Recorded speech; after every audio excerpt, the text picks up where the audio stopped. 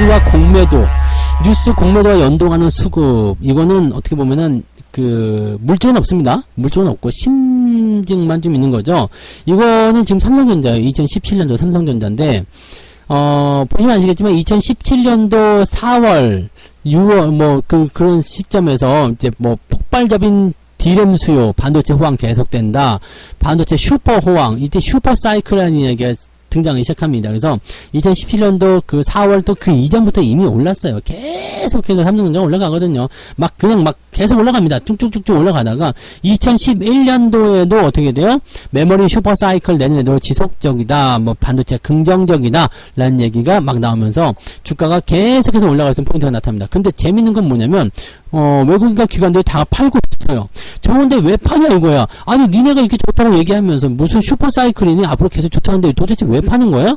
이거는 되게 재밌는 게 뭐냐면 뭐라 그러죠? 명분이 없으면 팔기가 좀 껄끄러워요. 왜냐면 계속 좋다고 그래가지고 우리가 사놓은 주식을 계속 위로 올려놨잖아요. 그래서 개인들이 막 치고 들어왔잖아. 근데 여기에서 명분이 없으니까 팔 수가 없는 거예요. 그래가지고 뭘 했느냐? 이것도 심증입니다만은, 북한이 그때 미사일을 날립니다. 미사일을 날렸는지 핵실험을 했는지 하여튼 북한 이슈가 터졌어요. 그래가지고 외국인들이 깜짝 놀란 척 합니다. 아이고 깜짝이야. 북한이 저렇게 나오면 나는 주식을 팔아야겠네. 너무 불안해. 이런 식으로 발연기를 하면서 팔아치웠다는 얘기지. 그러니까 실질적으로 그때부터 기관과 외국인이 파는데 개인들은 뭐예요? 좋은 뉴스에 이미 중독이 된 상태죠. 그러니까 북한에서 미사일 딱 터졌어. 여러분들 요즘에 북한에서 미사일 날리니 핵실험 한다느니 이런 거 나오는데 누나 깜짝합니까? 아무 신경 쓰지 않죠. 아예 신경 자체를 쓰지를 않아요. 그래서 개인들 입장에서 저기서 뭐라고 했을까요? 아이고 이놈의 자식들. 외국 놈들이 와서 쫄아가지고 파는구나. 그럼 이건 더 사는 거야. 그러면 더 사가지고 신고가도 나와버렸어요. 그래서 점점 흘러내려가가지고 어떻게 됐습니까? 결국에는, 2017년 12월부터 2018년 4월달까지 여기 어떻게 됐어요? 공매도가 무려 5배나 증가합니다. 얘네들은 다 팔면서 한쪽은 뭐 했어요? 공매도를 계속 증가시키는 거예요. 너무 웃기죠. 이렇게 되면서 결국에는 자기가 갖고 있는 모든 물량을 다 소진하고 주가가 이제 더 이상은 받아줄 수 있는 부분이 아니니까 떨어지기 시작할 거 아니에요. 떨어지기 시작하면은 그동안 공매도 쳐놓은 거에서 또 수익이 나오고요. 그러면 개인들은 어떻게 돼요? 위쪽에서 바글바글 그냥 잔뜩 그냥 들어와 있었는데 받아둔 사람 없지? 그래서 빠져나가려고 하다 보니까 공매도 잔뜩 있어가지고 때릴 때 들어가니까 쾅쾅 떨어집니다. 이런 것들이야 천천히 떨어지는 모습이 있다고 하시더라도요, 이 개별주들 같은 경우는 한 번에 10% 20% 갑자기 떨어지기도 하거든요. 그러면 반대매매 바로 들어가거든요. 매도의 기술이라고 봐야 되죠. 매수도 이제 분할 매수했잖아요. 마찬가지예요. 이 삼성전자 같은 경우가 이제 21년도 고점을 찍었잖아요. 그때 9만 전자, 10만 전자 간다, 3전 기도문 이런 거 있었죠. 그래서 3만 전자에서 같이 10만 전자에서도 이루어지소서 그런 재밌는 것도 있고 그랬는데, 실제로 이제 저때 매수하신 분들은 재미는 별로 없죠. 왜냐면 이제 매도를 해야 되는 위치에서 매수를 했기 때문이거든요. 저 같은 경우는 이제 2020년도 시점부터 계속해서 이제 삼성전자, 하이닉스 이런 거, 현대차 이런 것들 매수를 해서 모아갔는데, 매도 나오는 그 문자들을 한번 보시면은요, 21년도 3월 24일 날 첫 번째 절반 비중 축소가 나갑니다. 그러니까 한 번에 다 팔지 않았어요. 왜냐면 다시 올라갈 수도 있거든요. 그래서 팔지 않고 일단 버텼죠. 버텨서 절반을 일단 팔아먹었고요. 그 다음에 5월 달이 됐을 때 이평선에 대한 어떤 조건이 만들어지면서 전량 매도를 하게 됩니다. 그래서 삼성전자, 하이닉스 전부 다 전량 매도를 했고요.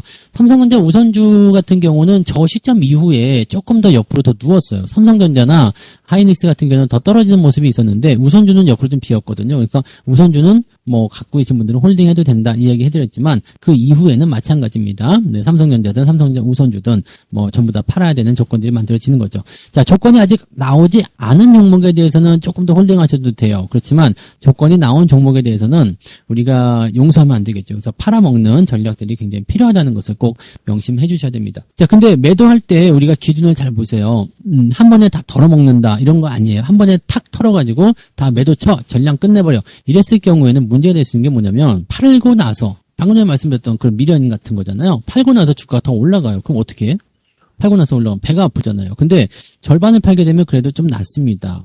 절반을 팔게 되면 상승을 했을 경우에는 또 내가 가지고 있기 때문에 대응이 가능하고, 또 하락을 했을 경우에도 비중이 가벼워졌기 때문에 또 괜찮죠. 그러니까 항상 이게 큰 추세가 만들어져서 추세의 어떤 변환, 전환 포인트가 만들어질 때는 어떻게 해야 된다고요? 항상 뭘 해야 된다고?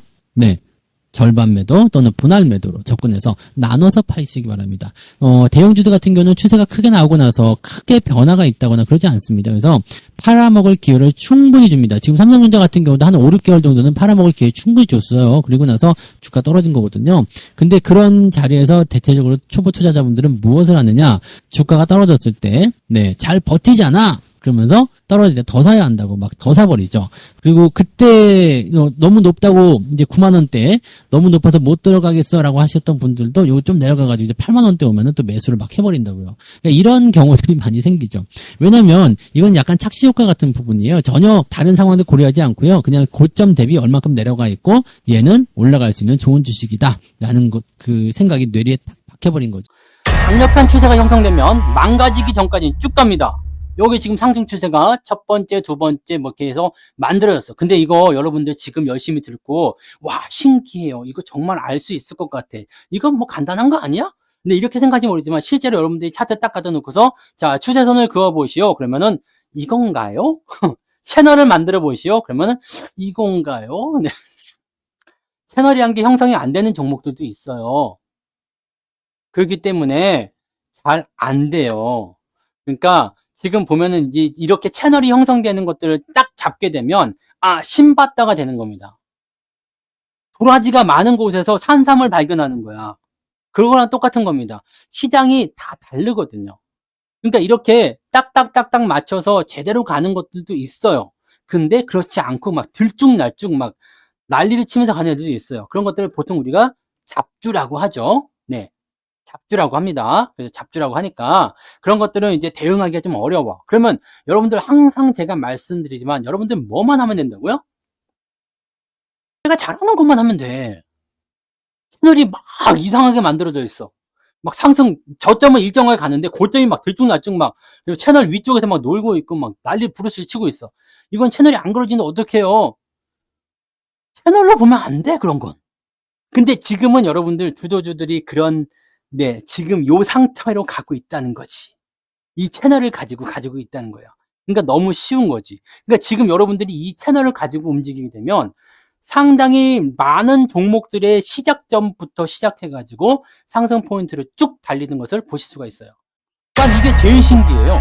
어떻게 저 첫 번째와 두 번째만 맞춰갖고 갔는데 세 번째가 맞고 네 번째가 맞고 다섯 번째가 맞는 것일까? 왜 저 자리를 깨지 않고 가는 것일까? 이게 제일 신기하다는 이야기예요. 근데 이건 과학적으로 증명이 안 돼. 근데 저거를 사람들이 만든 거잖아요. 이런 현상들을 사람들이 만들었어요. 아, 이쯤이면 지지가 나오겠구나. 매수를 해야 되겠구나. 라고 생각을 하는 거지. 그래서 우리는 이런 걸 알고 있어야지 돼요. 맞아요. 아랫집 애들이 올라오는 거야. 망치 때려보시고. 그것만 또 기억나는 거예요, 지금? 네. 밑에 망치로 때리, 이게 더 내려가야 돼. 막 망치를 때리고 있는데 밑에서 올라와가지고, 뭐 하시는 거예요? 그런 거지. 아니, 성투사가 때리라고 했는데. 그런 상황이 벌어지는 거죠. 말려지는 겁니다. 더 내리려고 하면은 뭔가 받아줘요. 기관이 팔아먹을 수도 있어요. 외국인이 받아주죠. 외국인이 팔아먹으려면 기관이 받아줍니다. 이런 식으로 해서 계속 받아주면서 주가의 하락폭을 진정시켜줍니다. 근데 주가가 떨어지기 시작할 때는 한번 봐보세요. 그런 게 없어. 받아주는 게 없습니다. 상승 추세에 있는 종목이니까 나는 주식을 계속 가지고 가야 되겠어. 팔고 싶지 않아. 떨어지면 더 사야 되겠어. 이 생각밖에 없잖아요. 그러니까 매수만 생각하면 되죠. 그러면 우리는 위에 라인을 지워버려도 돼요. 필요가 없어. 좀 조정이 들어오겠구나. 이 정도는 대충 알기만 하면 돼요. 그럼 이렇게 딱 그어놓으면은 오케이. 이쯤 되면 우리가 조금 껄떡거려도 되겠구나. 조금 관심을 가져봐도 되겠군요. 이렇게 생각을 하실 수가 있다는 얘기입니다. 아시겠죠? 네. 그래서 이 저점에 대한 포인트를 이용하실 때는 그런 식으로 전략을 짜주시면 간단하다. 매도할 때 나오죠 바로? 네. 이평선의 데드크로스 전환, 직전 고점 지지선 이탈, 두 번에 걸쳐서 잘라내 주겠습니다. 네. 매도 포인트가 나오는 거야. 매도 포인트. 자, 첫 번째는 어디? 여기 이게 되게 중요한 게 이거예요. 최고점 매도의 꿈은 꾸지 않는 것이 좋다. 꾸지 마. 꿈을 꾸지 마. 나는 고점에서 매도할 거야. 그러면 어떻게 돼요?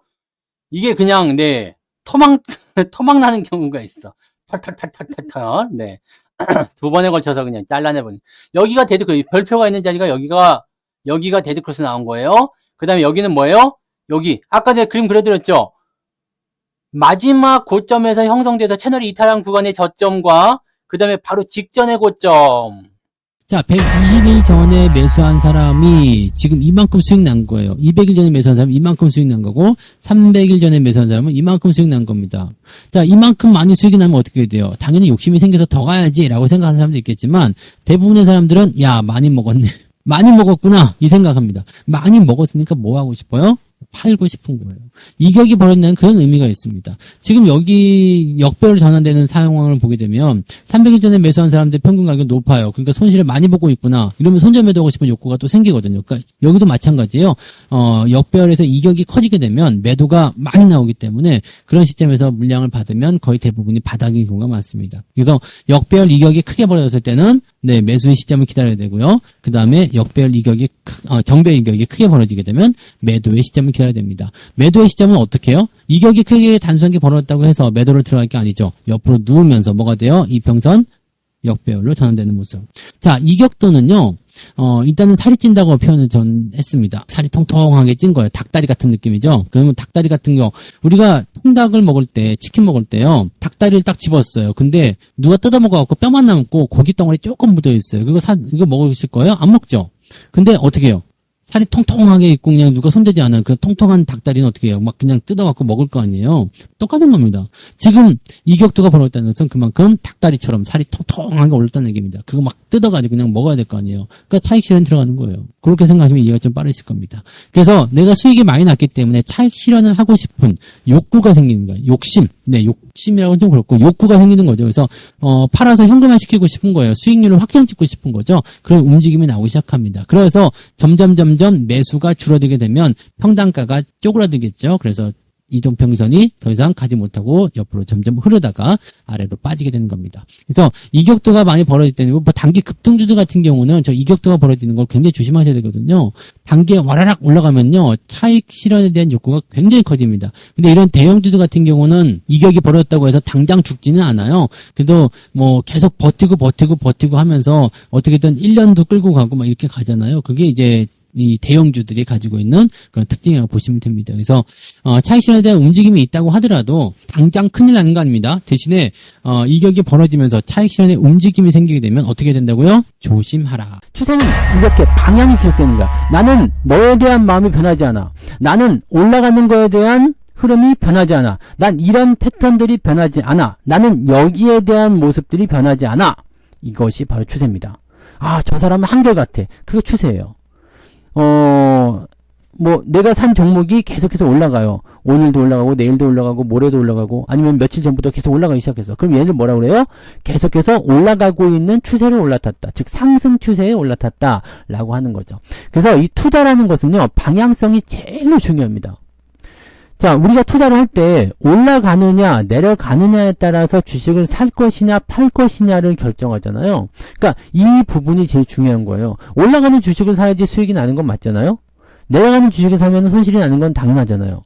근데 현재 시점에서는 내가 올라가고 있는지 내려가고 있는지를 알 수가 없을 수가 있겠죠. 네. 왜냐면 그냥 뭐 삼성전자 또는 뭐 현대차 또는 뭐 어떤 뭐 삼성바이오로직스 이렇게 딱 얘기가 됐는데 이 종목이 정말 계속해서 올라갈 수 있는 흐름을 타고 있는지 또 계속해서 올라왔었는지 아니면 지금 내려가고 있었는지 이건 뭐 보지 않고서는 알 수가 없죠. 뭐 얘네한테 가서 물어봐가지고 야 니네 지금 올라가는 추세냐 내려가는 추세냐 이렇게 물어본다고 해서 회사가 뭐라고 대답을 해줄 수 있는 것도 아니잖아요. 그러니까 이 추세라는 것은 방향이 지속되는 것이 매우 중요하다는 것을 생각하면서 이것을 어떻게 확인할 수 있는지 한번 봐야 됩니다. 이것이 뭐냐면 직관적인 관점이라고 보시면 돼요. 직관적. 그냥 올라가는 거야. 차트를 보면 되죠. 추세는 차트를 확인하는 겁니다. 그래서 가끔씩 보면은 증권사 리포트가 그래서 제가 좀 한심하다고 얘기하는 게 뭐냐면 얘네들은 그냥 실적만 가지고 하거든요. 그래서 목표 주가에 거기에 맞춰서 그냥 얘기합니다. 지금 가격이 얼마지? 뭐 이런 거 신경 안 써요. 네. 지금 위치가 어디에 있지? 올라갔는지 내려갔는지 신경 안 씁니다. 뭐만 보고 가요? 실적에 대한 포인트만 보고서 분석하기 때문에 현재 가치보다도 지금 10,000원짜리 주식인데 뭐 20만원 목표 주가 이렇게 내세울 수도 있어요. 네. 실제로. 네. 근데 좀 이제 과하다는 느낌은 이제 걔네들도 사람이니까 알긴 알 거 아닙니까? 그래서, 그런 걸 알 수는 있겠지만, 네. 그렇다고 해서 이게, 네. 증거세 리포트가 좋다라고 보기는 어렵습니다. 네. 얘들은 차트를 보잖아요. 근데 차트만 보는 사람들은 또 기업의 전반적인 내용을 알 수가 없기 때문에 주가가 막 올라가. 근데 실적은 그지 같아. 이렇게 돼버리면 주가가 결국에는 꺾이게 되어 있거든요. 그러니까 뭐 기업의 어떤 펀더멘탈이나 가치에 비해서 주가가 너무 많이 올라갔다라고 한다라면 이거는 떨어지는 게 정답이에요. 근데 차트만 보고 있으면 계속 올라가니까 아싸 계속 가는구나 라고 하면서 실수할 수 있다는 얘기죠. 그래서 우리는 항상 기업을 분석할 때 차트와 또 뭘 봐야 돼요? 기업의 실적. 두 가지를 같이 놓고 보셔야 됩니다. 주식이 만약에 상승기에 적립식 투자를 하게 되면요. 금액이 기하급수적으로 늘어납니다. 근데 이게 또 좋은 게 뭐냐면 하락할 때 적립식 투자를 하게 되면 추가 매수를 통한 그런 평단가를 낮추는 효과가 또 있거든요. 그래서 계좌의 하락이 또 줄어들어요. 그러니까 적립식 투자라는 것은 뭐 상승장이든 하락장이든 정말 좋은 그런 부분이 좀 일어날 수 있습니다. 그리고 더 좋은 거 초기 자금이 많지 않은 경우에는 적립식 투자를 하라라고 되어 있는데 나 주식하고 싶은데 돈이 없어. 네, 단돈, 네, 한 50만원 밖에 없어. 이 정도. 근데 주식은 하고 싶어. 왜냐하면, 주식 투자를 하지 않으면, 내가 부자가 될 확률이 없어지기 때문에 라는 생각을 들 수밖에 없거든요. 그러니까 초기 자금이 많지 않으니까 나 돈이 없어서 주식 투자 못하겠어요. 나 지금 갖고 있는 거 여유자금 100만원 밖에 없는데요. 어떻게 해요? 네, 이런 분들은 적립식 투자를 하시면 돼요. 간단한 거예요. 네, 100만원으로 일단은 주식을 시작하세요. 그리고 매달 뭐 10만원이든 20만원이든 계속 집어넣으세요. 처음에 한 1년, 2년 정도는요. 돈이 안 늘어날 겁니다. 그냥 계속 그래요. 10만원씩 1년 넣어봤자 얼마입니까? 120만원이잖아요. 그럼 내가 원래 초기 투자금 100만원 더하기 120만원 하면 220밖에 안 돼, 원금이요. 수익이 날지 안 날지 모르겠지만 수익이 나더라도 그렇게 큰 돈은 아닐 겁니다. 근데 두 번째 해, 그 다음 해가 됐을 경우는요, 120만원 또 늘어나죠. 그러면은 처음에 있었던 그 220만원에 120 더하면은 340만원. 340만원에 한 5% 수익 나왔다. 그러면 또 수익금이 늘어나죠. 그 재투자가 들어가요. 그래서 한 360 됐다. 그거 가지고 다음 연도가 또 되면은요, 어떻게 돼요? 네, 그럼 500만원쯤 된단 말이에요. 100만원이었던 투자 원금이 500만원 늘어납니다. 여러분들은 한 달에 10만원씩 밖에 안 넣는데요. 3년 만에 500만원 늘어나요. 몇 배 늘어났어요? 5배 늘어납니다. 물론 내가 돈을 계속 집어넣었다는 부분이 있겠습니다만 투자 원금이 5배가 늘어나면요. 수익률이 5배가 늘어납니다. 100만원의 10%는 10만원이에요. 근데 500만원의 10%는 50만원이죠. 그럼 어떻게 돼요? 그것을 다시 재투자를 하게 됐을 경우 그 다음 해에는 700만원 정도가 되죠. 그 다음 해에는 1000만원. 5년 만에 여러분들이 1000만원을 매달 10만원씩 넣어가지고 만들 수가 있다는 얘기입니다. 자, 매달 수익이 나는 것은 어려울 수 있어요. 그런데 뭐 주가가 아주 큰 하락을 보이거나 그런 상황이 아니라 그냥 뭐 일반적인 시장 상황에서 여러분들이 투자를 해 나간다 싶을 때 1년에 10% 정도 수익 나는 건 어려운 일이 아닙니다. 네. 10%가 뭐예요? 뭐 한 15, 20% 정도는 일단 보고 가실 수 있죠. 근데 10% 정도 계좌 수익 나는 건 어려운 일이 아닙니다. 그래서 100만원의 10%, 그러니까 10만원 정도 늘어나는데 이렇게 투자 원금이 재투자가 되고 내가 계속해서 집어넣는 부분들이 생기고 하다 보면 어떻게 되겠어요? 금방 1000만원이 되죠. 1000만원의 10%는 100만원입니다. 네. 100만원이요. 그러면 이제 5년째 지나서 6년째, 10년째. 나는 뭐 10년 동안 부어가지고 겨우 한 2, 3천 밖에 못 만드는데 이걸 하겠느냐. 근데 여러분들이 집어넣은 돈 생각해야죠. 10만원씩 집어넣어가지고 10년 만에 3천만원 만들 수 있습니까? 못 만들어요.